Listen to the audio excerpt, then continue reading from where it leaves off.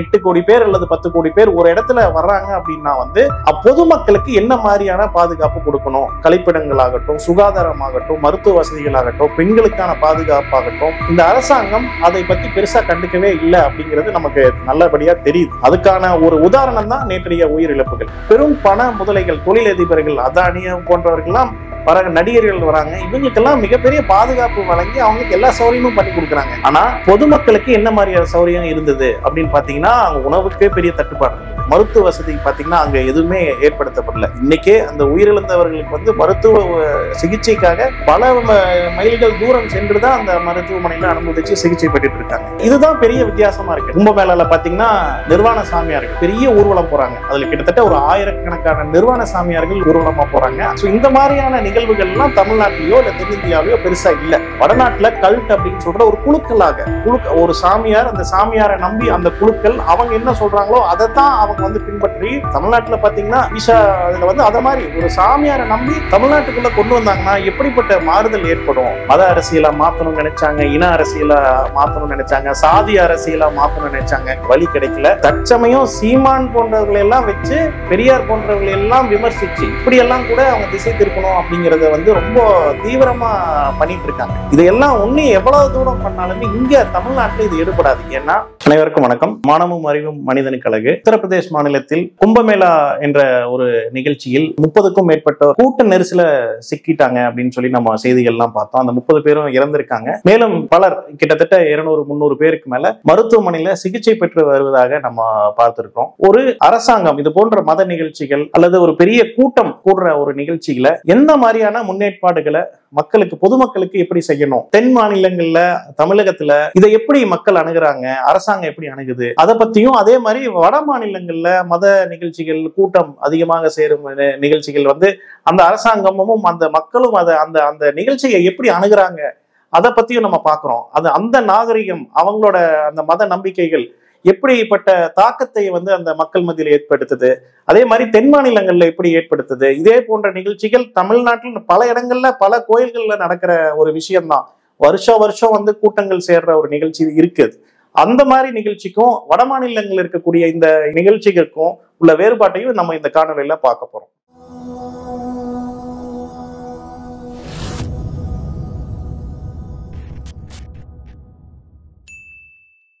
உத்தரப்பிரதேஷ் பிரயாக்ராஜ் என்ற இடத்துல திரிவேணி சங்கமம், அந்த 3 நதிகள் சேர்ற இடத்துல புனித நீராடுறதுக்காக தை அமாவாசை நாள்ல வந்து நிறைய பேர் வந்து கலந்துருக்காங்க. கிட்டத்தட்ட 7-8 கோடி பேர் அதுல கலந்துருக்கிறதா புள்ளி விவரங்கள் சொல்லுது. அந்த நிகழ்ச்சியின் போது கூட்ட நெரிசல்ல சிக்கி பலர் இறந்திருக்காங்க. அரசாங்கம் வந்து 30 பேர் இறந்திருக்காங்கன்னு சொல்றாங்க. பலர் கிட்டத்தட்ட 500 பேர் வந்து சிகிச்சை பெற்று வருகிறார்கள், மருத்துவமனைகளில் சிகிச்சை பெற்று வருகிறார்கள். அதில் பலர் இறந்திருக்க கூடும் என்ற தகவலும் வருகிறது. மிகப்பெரிய ஒரு சோக சம்பவம் நடந்திருக்கிறது. இறந்தவர்களுக்கு முதற்கண் எங்களுடைய ஆழ்ந்த அனுதாபங்களை தெரிவித்துக் கொள்கிறோம். அதை போலவே சிகிச்சை பெற்று வருபவர்களுக்கும் விரைவில் குணமடைய நாங்கள் பிரார்த்திக்கின்றோம். சோ இது போன்ற நிகழ்ச்சிகள்ல அரசாங்கம் பொதுமக்களுக்கு என்ன மாதிரியான முன்னேற்பாடுகளை செஞ்சிருக்கணும் அப்படிங்கறத தான் நம்ம வந்து இன்னைக்கு நம்ம அலசி ஆராய போறோம். 8 கோடி பேர் அல்லது 10 கோடி பேர் ஒரு இடத்துல வர்றாங்க அப்படின்னா வந்து பொதுமக்களுக்கு என்ன மாதிரியான பாதுகாப்பு கொடுக்கணும், கழிப்பிடங்களாகட்டும், சுகாதாரமாகட்டும், மருத்துவ வசதிகளாகட்டும், பெண்களுக்கான பாதுகாப்பாகட்டும், குழந்தைகள் வர்றாங்க, எல்லாத்துக்கும் வந்து அவங்க எப்படி பாதுகாப்பு அளிக்கிறாங்க, அவங்களை பத்திரமா திரும்பி போற வரைக்கும் அரசாங்கம் எப்படி நடந்துக்கணும், அதெல்லாம் நம்ம அலசி ஆராயும் போது பார்த்தோம்னா இந்த அரசாங்கம் அதை பத்தி பெருசா கண்டுக்கவே இல்லை அப்படிங்கிறது நமக்கு நல்லபடியா தெரியுது. உத்தரப்பிரதேசத்தில் இருக்கக்கூடிய காங்கிரஸ் தலைவர்கள், சமாஜ்வாதி தலைவர்கள் பல நேரங்களிலே இதை பற்றி கும்பமேளாவுக்கு பாதுகாப்பு ஏற்பாடுகள் குறைவாக இருக்குதுன்னு சொன்னாங்க. ஆனா அதையும் மீறி நாங்க சிறப்பா பண்ணியிருக்கோம், 60,000 பேர் அதுல இருக்காங்க அப்படின்னு சொன்ன அந்த பாஜக மாநில அரசாகட்டும் அல்லது ஒன்றிய அரசாகட்டும் இதை வந்து ஒரு மிகப்பெரிய பாதுகாப்பு குறைபாடுல தான் நடத்திட்டு இருந்திருக்காங்க. அதுக்கான ஒரு உதாரணம் தான் நேற்றைய உயிரிழப்புகள். ஆனா இதே காலகட்டங்கள்ல பாத்தீங்கன்னா அமைச்சர்கள், உள்துறை அமைச்சரோ அந்த மாநில முதல்வரும் போய் நீராடுறாங்க. அவங்களுக்கு ஒரு பாதுகாப்பு கொடுக்க வேண்டியது ஒரு அரசின் ஒரு கடமை தான். அதெல்லாம் தாண்டி மிகப்பெரிய தொழிலதிபர்கள், அதானி போன்றவர்கள் எல்லாம் போய் அங்க நீராடுறாங்க. சோ அவங்களுக்கு எப்படிப்பட்ட பாதுகாப்பு இந்த அரசாங்கம் கொடுத்ததுன்னு பார்த்தோம். பொதுமக்களுக்கு எப்படி ஏற்பாடுகள் செஞ்சிருக்காங்கன்னு நம்ம பார்த்தோம். இவ்வளவு கூட்டம் வரும்னு தெரிஞ்சும் மற்ற எதிர்கட்சிகள் எல்லாம் ஒரு முன்னெச்சரிக்கை செய்து வந்து அந்த மாநில அரசாங்கம் ஒரு இதை வந்து பெருசா இத பொதுமக்களுக்கு எந்த பாதுகாப்பும் அளிக்கல. பொதுவா வந்து இது ஒரு மத நம்பிக்கை, ஒரு புனித நீராடுறது அதுக்குள்ளேயெல்லாம் நம்ம வந்து போக விரும்பல. ஏன்னா இது அவங்கவுங்க மத நம்பிக்கையை பொறுத்தது, அவங்கவுங்களுக்கு ஒரு நம்பிக்கை இருக்கும். அதை வந்து கண்டிப்பா நம்ம வந்து ஒரு விமர்சனம் பண்றதுக்கோ அதை பத்தி பேசுறதுக்கோ நம்ம அதை இங்க வரல. பொதுவா நம்ம வந்து ஒரு கூட்ட நெரிசல் இருக்கும் ஒரு இடத்துல ஒரு அரசாங்கம் எப்படிப்பட்ட ஒரு பாதுகாப்பு ஏற்படுத்தணும், இதே மாதிரி நம்ம சபரிமலையில ஆகட்டும், தென்னிந்தியாவில் நம்ம கள்ளழகர் ஆற்றில் இறங்குற மதுரையில ஆகட்டும், இல்ல சூரசம்ஹாரம் நிகழ்ச்சி திருச்செந்தூர்ல நடக்குது அப்படி ஆகட்டும், இது போன்ற நிகழ்ச்சிகள்ல மக்கள் கூடுறது, லட்சக்கணக்கான பக்தர்கள் கூடுறது நம்ம வருடம் பார்த்துட்டு தான் இருக்கோம். அந்த மாதிரி கூட்டங்கள் ஏற்படுத்தும் போது அரசாங்கம் வந்து சுகாதாரமாகட்டும் இல்ல கூட்ட நெரிசல்ல மக்கள் சிக்காம இருக்கிறதாகட்டும் இதெல்லாம் வந்து ரொம்ப விரிவா பாதுகாப்பு ஏற்பாடு செய்வாங்க. பெண்களுக்கெல்லாம் பாதுகாப்பு பாத்தீங்கன்னா அந்த கூட்டத்திலேயே அரசாங்கமே செஞ்சு கொடுக்கும், பெண்களுக்கு பாதுகாப்பான ஒரு ஏற்பாடெல்லாம் செஞ்சு கொடுக்கும். ஸோ இதுதான் பெரிய வித்தியாசமா இருக்கு. நம்ம வந்து தென்னிந்தியாவில் ஒரு மத நிகழ்ச்சியில எப்படி அதை வந்து அணுகிறோம், வட இந்தியாக்கள்ல அந்த மாதிரி நிகழ்ச்சிகள் எப்படி அணுகிறோம் அப்படிங்கிறது தான் நம்ம இதுல பாக்குறோம். பொதுவா நம்மளோட மத நம்பிக்கைக்கும் அவங்க மத நம்பிக்கைக்கும் ஒரு மிகப்பெரிய வேறுபாடும் இருக்கு. இங்க வந்து பல ஆண்டுகள் கிட்டத்தட்ட 5000 ஆண்டு காலத்துக்கு முன்பாகவே இரும்பை கண்டுபிடிச்ச ஒரு நாகரிகம் சமீபத்துல இதை வெளியிட்டாங்க. ஆனா இந்த காலகட்டத்துல கூட அங்க வட இந்தியால ஒன்னையும் அந்த மூட நம்பிக்கைக்கும் ஒரு வந்து அந்த மாதிரியான விஷயங்களை வந்து இன்னைக்கும் ஃபாலோ பண்றாங்க. கும்பமேளால பாத்தீங்கன்னா நிர்வாண சாமியார்கள் பெரிய ஊர்வலம் போறாங்க. அதுல கிட்டத்தட்ட ஒரு 1000கணக்கான நிர்வாண சாமியார்கள் ஊர்வலமா போறாங்க. அந்த ஊர்வலத்துல பெண்களும் கலந்துக்கிறாங்க. அந்த பெண்கள் வந்து அந்த சாமியார்களை வந்து எப்படி கும்பிடுறாங்க அதெல்லாம் வந்து ஒரு விளம்பரமா பண்றாங்க, ஒரு கொண்டாட்டமா கூட அவங்க செஞ்சுட்டு இருக்காங்க. சோ இந்த மாதிரியான நிகழ்வுகள் எல்லாம் தமிழ்நாட்டிலயோ இல்ல தென்னிந்தியாவிலயோ பெருசா இல்ல. திருப்பதியில பாத்தீங்கன்னா லட்சக்கணக்கான பக்தர்கள் வர்றாங்க. இருந்தும் எல்லா பக்தர்களையும் சாமி தரிசனம் செய்ய வச்சுதான் அவங்களை எல்லாம் அனுப்புறாங்க அந்த அரசாங்கம். ஆனா இது மிகப்பெரிய வேறுபாடா இருக்குது. இந்த மாதிரி மதத்தை வந்து அவங்க வந்து எப்படி வாக்கு வங்கி அரசியலா பயன்படுத்துறாங்களோ அதே மாதிரி மக்களை வந்து மூட நம்பிக்கையை வளர்த்து விட்டு அவங்கள வந்து ஒரு அடிமையா இருக்கிற மாதிரி தான் அவங்க நடத்துறாங்க. பொதுவா நம்ம இங்க தமிழ்நாட்டுல வந்து சைவம், வைணவம், கௌமாரம், அதே மாதிரி இஸ்லாமியர்கள், கிறிஸ்துவர்கள் இந்த மாதிரிலாம் ஒரு மத கோட்பாடின் அடிப்படையிலேயே அவங்க வந்து அவங்களோட மத நம்பிக்கையை பாதுகாத்துட்டு இருக்காங்க. ஆனா வடநாட்டுல கல்ட் அப்படின்னு சொல்ற ஒரு குழுக்களாக ஒரு சாமியார், அந்த சாமியாரை நம்பி அந்த குழுக்கள் அவங்க என்ன சொல்றாங்களோ அதைத்தான் அவங்க வந்து பின்பற்றி அதை வந்து ஒரு மத நம்பிக்கையா அவங்க வந்து நடத்தணும்னு பாக்குறாங்க. இப்ப தமிழ்நாட்டுல பாத்தீங்கன்னா ஒரு குறிப்பிட்டு சொல்லணும்னா ஈஷா அதுல வந்து அத மாதிரி ஒரு சாமியாரை நம்பி ஒரு மதத்தை பரப்புறதுக்கான ஒரு நிகழ்ச்சி, கல்ட் பேஸ்ட் மதத்தை பரப்புறதுக்கு அவங்க முயற்சி பண்றாங்க. நம்ம வந்து கடந்த ஒரு 40-50 வருஷமா இந்த மூட நம்பிக்கைக்காக எதிராக பல தலைவர்கள், பெரியார்ல ஆரம்பிச்சு அதுக்கு முன்பாகவே நிறைய தலைவர்கள் வந்து இதை வந்து ஒரு சமூக நல்லிணக்கத்துக்கான ஒரு மண்ணா இதை வந்து சொல்லியிருந்தாங்க.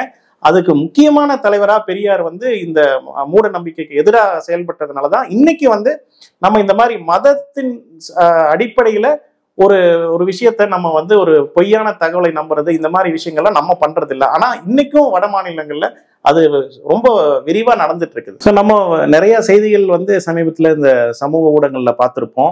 மக்கள் வந்து அங்க எவ்வளவு சிரமப்பட்டிருக்காங்க, அது கூட்ட நெரிசல் ஆகட்டும், உணவு இல்லாம தடுமாறுறதாகட்டும், ஆறுல வந்து புனித நீராடுறதுன்னு சொல்றாங்க. ஆனா அந்த ஆறுல வந்து அந்த கழிவுகள் அந்த மாதிரி ஏதாவது சிறுநீர் கழிக்கிறது அந்த மாதிரியான அசுத்தம் செய்வதையும் அந்த மக்கள் செய்யறாங்க. அதையே கூட போதகர்கள் வந்து அங்க போயிட்டு அங்க வந்து அந்த புனித நீராடுறதுக்கு தகுதியே இல்லாத ஒரு சூழ்நிலை தான் அங்க இருக்கு அப்படின்னு கூட சொல்றாங்க. சோ இது வந்து புனித நீராடுறதுக்குன்னு போறவங்களுக்கு அது ஒரு ஏற்பாடு பண்ணியிருக்காங்களா, அவங்க வந்து பாதுகாப்பா இருக்காங்களா, இதையெல்லாம் வந்து நம்ம இளைஞர்கள் வந்து ரொம்ப சிந்திச்சு பார்க்கணும். இன்னைக்கு அவங்க இருக்கிற அந்த சூழ்நிலையை தமிழ்நாட்டுக்குள்ள கொண்டு வந்தாங்கன்னா எப்படிப்பட்ட மாறுதல் ஏற்படும், நம்ம எவ்வளவு வளர்ந்த ஒரு சமூகமா இப்ப இருந்திருக்கோம். இதெல்லாம் இல்லாம ரொம்ப பழமையா அவங்க வந்து ஒண்ணு சிந்திச்சுட்டு இருக்காங்க. அதையெல்லாம் நம்ம சிந்திச்சு இளைஞர்கள் வந்து இன்னைக்கு ஒரு ஓட்டு போடும்போது எப்படிப்பட்ட அரசாங்கமா நம்ம இருக்கணும் அப்படிங்கறது ரொம்ப தீவிரமா சிந்திக்க வேண்டிய ஒரு சூழ்நிலையில நம்ம இருக்கோம். இதெல்லாம் ஏன் சொல்ல வேண்டி இருக்குன்னு பாத்தீங்கன்னா, பெரும் பண முதலைகள், தொழிலதிபர்கள், அதானி போன்றவர்கள்லாம் வராங்க, நடிகர்கள் வராங்க, இவங்களுக்கெல்லாம் மிகப்பெரிய பாதுகாப்பு வழங்கி அவங்களுக்கு எல்லா சௌகரியமும் பண்ணி கொடுக்குறாங்க. ஆனா பொதுமக்களுக்கு என்ன மாதிரியான சௌகரியம் இருந்தது அப்படின்னு பாத்தீங்கன்னா, அங்க உணவுக்கு பெரிய தட்டுப்பாடு இருந்தது, சுகாதாரம், முறையான கழிப்பிடங்கள் கூட அங்க இல்ல, மருத்துவ வசதி பாத்தீங்கன்னா அங்க எதுவுமே ஏற்படுத்தப்படல. இன்னைக்கே அந்த உயிரிழந்தவர்களுக்கு வந்து மருத்துவ சிகிச்சைக்காக பல மைல்கள் தூரம் சென்றுதான் அந்த மருத்துவமனையில அனுமதிச்சு சிகிச்சை பெற்றுட்டு இருக்காங்க. சோ இதையெல்லாம் பார்க்கும்போது இளைஞர்கள் எதை நோக்கி நம்ம பின்னோக்கி செல்ல போறோம் அப்படிங்கறத ரொம்ப கவனமா இருக்கும். இருக்கணும். இதைத்தான் நம்ம வந்து தமிழ்நாட்டுல இந்த ஈஷா மாதிரியான ஒரு ஒரு ஒரு கூட்டத்துக்கு, ஒரு ஜக்கி மாதிரியான ஒரு சாமியார்களுக்கு ஒரு ஒரு முக்கியத்துவம் கொடுக்க கூடாது அப்படின்னு சொல்றது என்ன காரணம்னு கேட்டீங்கன்னா, அவங்க வந்து அந்த இளைஞர்களையும் அந்த ஒரு மாதிரி ஒரு குழப்பமான மனநிலையில இருக்க மனிதர்களையும் மிக எளிதாக வந்து மதத்தை நோக்கி அவங்க திருப்பி அவங்களுக்கு வேணுங்கிறத காரியங்களை சாதிச்சுட்டு ஒரு ஒரு ஒரு மத நல்லிணக்கத்தையும் ஒரு சமூக சூழ்நிலையும் கெடுக்கிறதுக்கு தான் ஈஷா போன்ற நிறுவனங்கள்லாம் நடத்திட்டு இருக்குது. ஸோ இதை வந்து நம்ம மதத்தை பின்பற்றுறதுங்கிறது வேறு, ஒரு சாமியாரை பின்பற்றுங்கிறது அப்படிங்கிறது ஒரு வேறு. இது ரெண்டுக்கும் உள்ள வேறுபாட்டை நம்ம வந்து ஒரு பகுத்தறிவு மண் சொல்றோம், பெரியார் சொல்லி கொடுத்த மண் சொல்றோம், மூட நம்பிக்கையை எதிர்த்து நம்ம செயல்படணும்னு சொல்றோம். இதெல்லாம் தெரிஞ்சு செயல்பட்டதுனாலதான் இன்னைக்கு தமிழ்நாடு பாத்தீங்கன்னா ஒரு வளர்ந்த ஒரு கலாச்சாரமாக, ஒரு கல்வியிலே ஆகட்டும், சுகாதாரத்திலே ஆகட்டும், ஒரு இன்ஃப்ராஸ்ட்ரக்சர்லயே ஆகட்டும், கட்டமைப்புகளாட்டி ஒரு வளர்ந்த ஒரு ஒரு மாநிலமா இருந்துட்டு இருக்கு. அதை ஆனா கெடுக்கணும் அப்படின்னு நினைக்கிற பல குழுக்கள் வந்து இங்க வந்து இத நம்ம வந்து அரசியல்ல செயல்பட்டு இருக்காங்க. இதெல்லாம் ரொம்ப ஜாக்கிரதையா, ரொம்ப கவனமா நம்ம வந்து கையாள வேண்டும். இப்போ இந்த கும்பமேளால சமீபத்துல மீடியால நம்ம பார்த்த நிகழ்ச்சி பெருசா என்ன நடந்தது, புனித நீராட்டினதை காட்டவும் இல்லை, அங்க என்ன நடந்துச்சு, மக்கள் என்ன செஞ்சாங்கன்னு பெருசா காட்டல. எதை காட்டுறாங்க அப்படின்னு சொன்னா, ஒரு மோனாலிசான்னு ஒரு பொண்ணு, அந்த பொண்ணு வந்து பாசி வித்துட்டு இருக்கு, அதை வந்து ஒரு வைரல் மாதிரி பண்ணி அந்த பொண்ணுக்கு ஒரு முக்கியத்துவம் கொடுத்து கடந்த 20 நாளா சோசியல் மீடியாலையும் சமூக ஊடகங்கள்லயும் இந்த பொண்ணை தான் முக்கியத்துவமா அதை காமிச்சிட்டு இருந்தாங்க. ஒரு மிகப்பெரிய நிகழ்ச்சி நடக்குது, கூட்டங்கள் சேருது, அதுக்கெல்லாம் யாருமே ஒரு முக்கியத்துவம் கொடுத்த மாதிரியே தெரியல. இந்த பொண்ணை பிரபலப்படுத்தணுங்கிற நோக்கத்திலேயே தான் சோசியல் மீடியால சமூக ஊடகங்கள்ல வர கவர்ச்சிகரமான ஒரு நிகழ்ச்சிகளை வந்து நம்ம பரப்பிட்டு இருக்கோம். பொதுவா இந்த இளைஞர்கள் மத்தியில அந்த மாதிரி ஒரு மனப்பக்குவம் இருக்கு. ஆனா அதையெல்லாம் தாண்டி உண்மை நிலைய, அங்க மக்களுக்கு என்ன இருக்க பிரச்சனைகள், அவங்க எப்படி அவங்க அந்த கூட்டத்தை சமாளிக்கிறாங்க, அவங்க எப்படி அந்த நிகழ்ச்சியில கலந்துக்கிறாங்க, அதுல அங்க இருக்கக்கூடிய பிரச்சனைகள், சுகாதார சீர்கேடு எப்படி இருந்தது, மருத்துவ வசதிகள் இல்லாம எப்படி இருந்தது, இதையெல்லாம் தான் நம்ம வந்து முக்கியமா நம்ம சொல்ல வேண்டிய ஒரு காலகட்டத்தில் இருக்கோம். அதை தவிர்த்துட்டு நம்ம ஒரு நிர்வாண சாமியாரை பத்தி ஒரு விரிவா நம்ம பேசுறதும், சோசியல் மீடியால பகிர்றதும், ஒரு அழகான பெண்ணை வந்து முன்னிலைப்படுத்தி அந்த பொண்ணுக்கு ஒரு முக்கியத்துவம் கொடுத்து அந்த நிகழ்ச்சியை வந்து ஒரு பிரபலப்படுத்துறதும் வந்து இது வந்து அடுத்த கட்டத்துக்கு நம்ம இளைஞர்களை எடுத்துட்டு போகாது. அப்படிங்கிறதுல வந்து நம்ம ரொம்ப கவனமா இருந்து சிந்திச்சு செயல்பட வேண்டிய ஒரு காலகட்டத்துல நம்ம எல்லாரும் இருக்கோம். நம்ம எல்லாரும் தெரிஞ்சுக்க வேண்டிய ஒரு முக்கியமான சப்ஜெக்ட் என்னன்னு கேட்டீங்கன்னா, வட இந்தியால மதத்தை வச்சு மக்களை எப்படி திசை திருப்புறாங்க, அதை ஏன் தமிழ்நாட்டுல வந்து முன்னிலைப்படுத்தி அதை முக்கியத்துவம் கொடுத்து அதை பரப்பணும்னு எதிர்பார்க்கிறாங்க அப்படிங்கிறதுக்கு நீங்க இப்போ வந்து முழுமையா தெரிஞ்சிருப்பீங்க.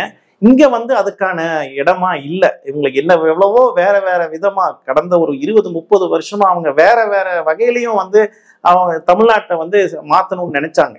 மத அரசியலா மாத்தணும்னு நினைச்சாங்க, இன அரசியலா மாத்தணும்னு நினைச்சாங்க, சாதி அரசியலா மாத்தணும்னு நினைச்சாங்க. எதுக்குமே அவங்களுக்கு வந்து அதை இதுவரைக்கும் அவங்களுக்கு ஒரு சரியான ஒரு இது கிடைக்கல, வழி கிடைக்கல. இப்ப தற்சமயம் சீமான் போன்றவர்களை எல்லாம் வச்சு நம்ம பெரியார் போன்றவர்களை எல்லாம் விமர்சிச்சு இப்படியெல்லாம் கூட அவங்க திசை திருப்பணும் அப்படிங்கிறத வந்து ரொம்ப தீவிரமா பண்ணிட்டு இருக்காங்க. இதையெல்லாம் ஒண்ணு எவ்வளவு தூரம் பண்ணாலுமே இங்க தமிழ்நாட்டுல இது ஈடுபடாது. ஏன்னா இங்க மக்கள் வந்து ஒரு நல்லிணக்கத்தையும் சமூக நீதியும் எதிர்பார்க்கிற ஒரு மண். இந்த மண்ணுல வந்து இந்த மாதிரியான பிரிவினையோ ஒரு எதிர்ப்பு அரசியலோ கண்டிப்பா ஈடுபடாது. இது நேர்வழியில செல்லக்கூடிய ஒரு திராவிட சித்தாந்தத்தை பின்பற்றக்கூடிய ஒரு அரசு. நீ என்னதான் பெரியார வந்து நம்ம ஒரு மனிதனா நம்ம எடுத்துட்டா கூட பெரியார சித்தாந்தங்கள் தான் இங்க வந்து ஒரு மிகப்பெரிய தாக்கத்தை வந்து ஒரு கடந்த ஒரு 40-50 வருஷமா, ஒரு 60 வருஷமா அதை ஏற்படுத்தி இருக்கு. அந்த இதை உடைக்கிறது அப்படிங்கிறது வந்து ஒரு சாதாரண விஷயம் இல்லை, அதை உடைக்கவும் முடியாது. இதை வந்து எவ்வளவு தூரம் முயற்சி பண்ணாலும் அவங்களுக்கு இது வந்து ஒரு வெற்றிகரமா பண்ண முடியாது. மீண்டும் இன்னொரு காணொலியில கூட அதை சீமான் போன்றவர்களை என்னென்ன பண்ணி வச்சிருக்காங்க அந்த மாதிரி ஒரு காணொலியில கூட நம்ம அடுத்து பார்க்க இருக்கோம். அதை வந்து எவ்வளவு முயற்சி பண்ணாலும் அவங்களுக்கு எடுபடாதுங்கிறத சொல்லி இந்த உரையை முடித்துக் கொள்கிறேன். நன்றி, வணக்கம்.